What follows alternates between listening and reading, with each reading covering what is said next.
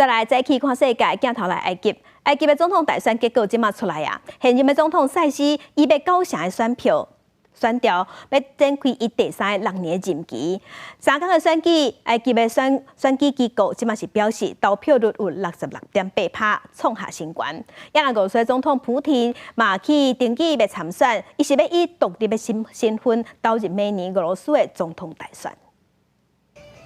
埃及国家选举机构10日公布总统大选结果，现任总统塞西伫4名候选人当中得到89.6%的得票率，赢总统大选。塞西得到超过4000万张选票支持，会展开第6年任期。这场大选的投票率各创下新高。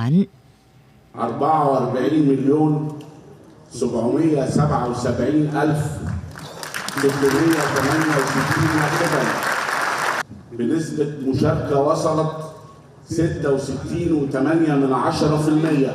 根据埃及宪法，这是塞西最后一个任期。虽然埃及面临经济危机、通膨率冲破30%，人权问题也互人质疑。不过，以下战争后，埃及人将票投给塞西。在竞选讲话当中，伊表示，埃及人向全世界表达因对无人道战争的不满，会尽力让以下停战。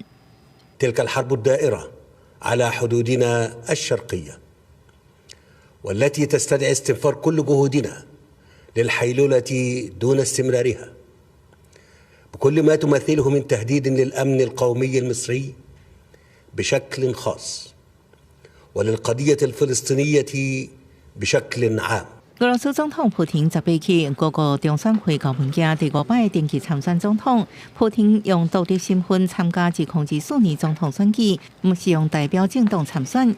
根据俄罗斯选举法，提名非政党候选人的团体，按由至少5摆支持者组成。独立候选人还需要摕到30万份联署支持。普廷的支持者10日启动联署行动，有700外来自各界人士做伙共同支持普廷来参选。